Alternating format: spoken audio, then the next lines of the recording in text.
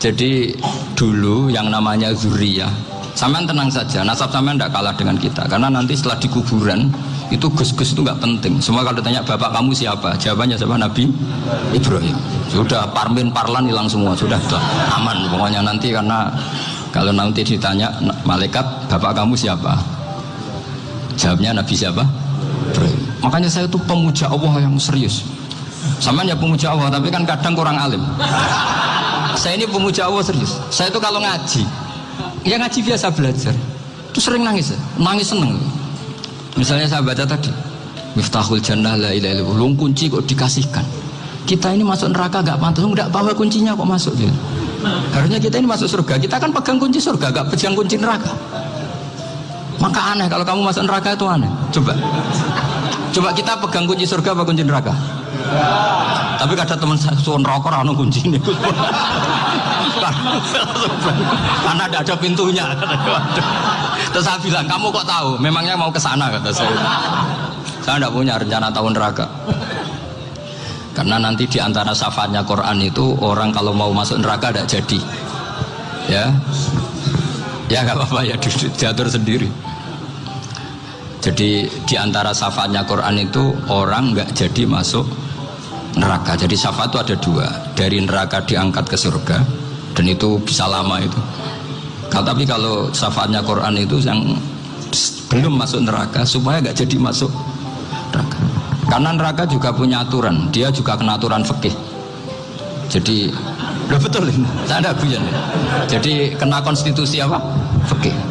Sama tak ceritani syafaatnya Quran itu ada orang itu beling itu fasik. Itu dihafal surat Tabarok. Hafal betul. Tabarakalladzi biyadihil mulku wa huwa ala kulli syai'in qadir alladzi khalaqal mauta wal hayata. Pertanyaannya gini, boleh enggak orang menginjek surat Baqarah? Boleh enggak? Enggak. Padahal orang hafal Quran itu artinya ayat itu ada di hatinya. Fa inna wa ta'ala la yu'adzibu qalban wa al-Qur'ana. Allah tidak akan menyiksa hati yang menyimpan Quran, yang jadi flash disknya Quran, yang jadi rekaman Quran. Singkat cerita orang ini hafal.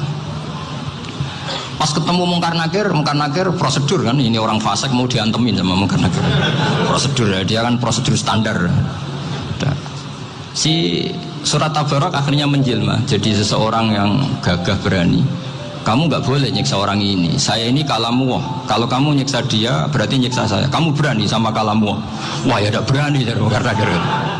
Tapi orang itu nakal, harus saya gebukin. Tapi kata Quran tadi, tapi saya di situ pasti kena saya. Oh debat, nggak ada lajnahnya ini gak ikut. Kalau Gus Wirjon ikut jadi lajnah.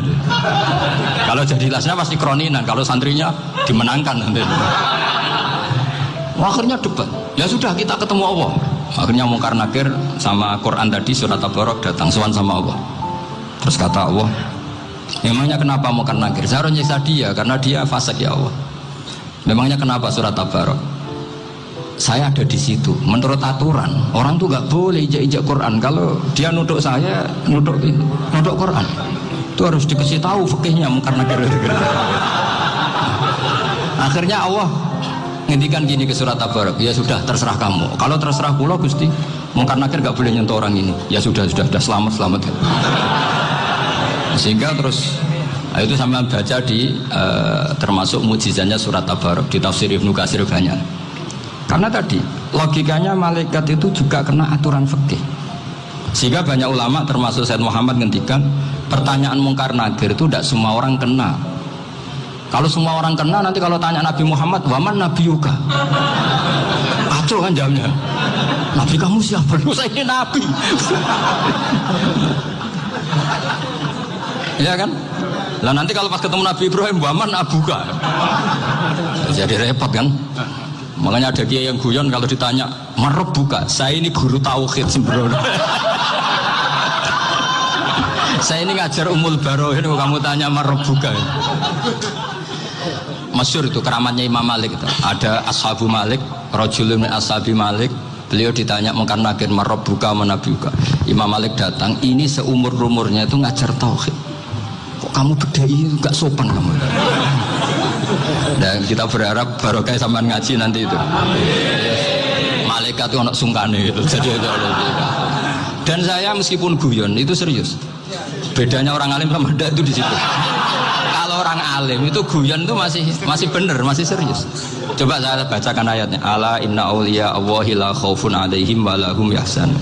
Terus lahumul busyra fil hayatid dunya fil akhirah. Artinya kalau mungkar nangkir dengan penampilan garang gitu, berarti ada ketakutan apa enggak? Ada. Padahal ciri utama walinya Allah tidak ada ketakutan. Makanya itu termasuk dalilnya Sayyid Muhammad. Tidak semua orang alami seperti itu, karena wali-wali itu la khaufun alaihim wa lahum yahzanun. Wah anak kiai temu karena kerja buat tidur wedek. Iku dreseke ora kok pertanyaan itu, nak konan santri piye? Lho isen wis kiai dihanjuti mau karena nakir. Malu gak kira-kira? Mesti pelengahan konan santri piye? Nah jawabannya gampang karena pernah ngajar tauhid. Makanya Sayyidina Ali ini cerita ini ada di kitab Nurul Dholam. Sama lihat di kitab Nurul Dholam karangannya Syekh Nawawi Banten. Itu Sayyidina Ali itu ya, andai kan orang biasa mungkin ya agak-agak hasut, tapi ini wali gak boleh kamu katakan hasut. Dia itu mangkal sama Umar. Orang kok setiap orang pernah dibentak, apa dia berani bentakmu karena nakir? Penasaran dia.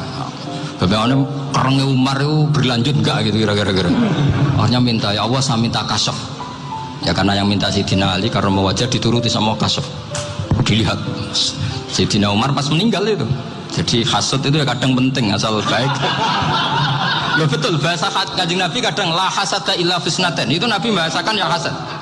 Gus Firson aja yang nafsirkan ghobtoh itu kan gaya-gayanan sebagai ulama. Aslinya Nabi ngendikannya itu la hasada illa fisnaten. Ulama yang ganti itu namanya ghobtoh. Wong Nabi sendiri nyebut hasad, kok kamu tafsiri ghobtoh. Ya hasad ya hasad.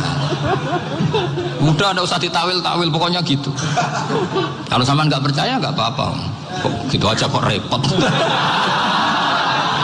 Karena sampean nggak percaya kemungkinannya dua. Satu nggak ngerti. Dua sama-sama alim. Kan dari awal kalau sama-sama alim kan laisa li alimin ayyuqallida aliman akhor. Kita nggak perlu saling mengikuti. Ngapain hasud? Biasa aja. Akhirnya Sayyidina Ali kasut. Pas Umar bangun, setelah mati kan bangun, setelah meninggal bangun. Mungkar nakir datang dengan perang yang sangat garang. Itu digambarkan Sayyidina Ali, matanya itu kalkidril ghali, kayak apa kendil yang apa menganga. Wah seru. Sayyidina Ali senang, paling takut ini Umar. Senangnya bukan main, wah ini mesti takut Umar. Biasa. Ternyata enggak, Umar malah bangkit. Woi mungkar nakir deh. Kamu tahu menghadapi siapa?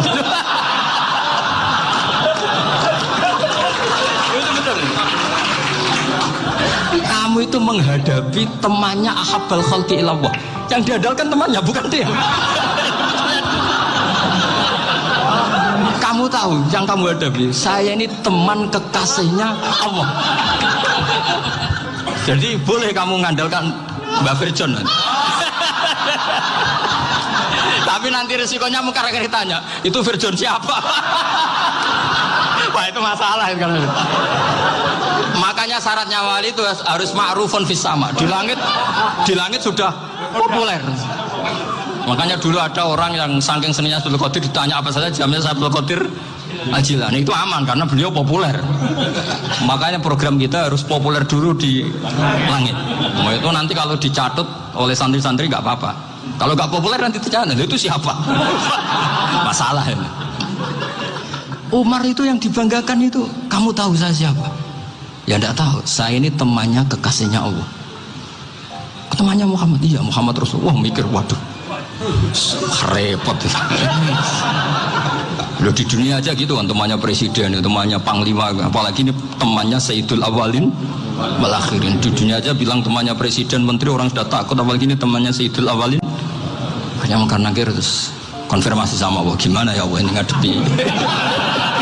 Sebetulnya yang diandalkan itu temannya, bukan dia. Wah, akhirnya sama Allah dibilang, ya bu, ya sama seorang seperti itu bu yang sopan. Terus semenjak itu mungkar nakir itu nggak selalu berpenampilan seperti itu sangat. Jadi semoga itu konsisten sampai nanti. Jadi kamu kalau ingin nggak takut mungkar nakir, jadi wali dulu. Karena sarannya tadi hanya wali sing la khaufun alaihim wa lahum yahzanun lahumul busyra fil hayatid dunya fil akhirah. Jadi orang itu kalau ngaji itu harus khatam. Jangan semuanya kena pertanyaan. Dan kalau semuanya kena pertanyaan nanti repot. Kalau Nabi Muhammad ditanya waman Nabi Yuka, Nabimu siapa? Lu kan terus jadi aneh. Jadi makanya ngendikane Sayyid Muhammad semua ulama lah, nggak ada am kecuali ditaksis, kecuali sifatnya Allah. Misalnya bikulli syai'in alim, ya benar-benar bikulli syai'in. Tapi kalau am semuanya pasti ada taksis, meskipun dalam muhawarah muhadasah biasa. Misalnya contoh gampang, istri kamu baru seneng kamu, mas nak pengen apa-apa itu lapor aku, gak apa-apa mas, mesti aku seneng sama lapor. Iku dia pengen wayo, langsung jadi apa wae. Mesti apa wae maksudnya kecuali itu gitu.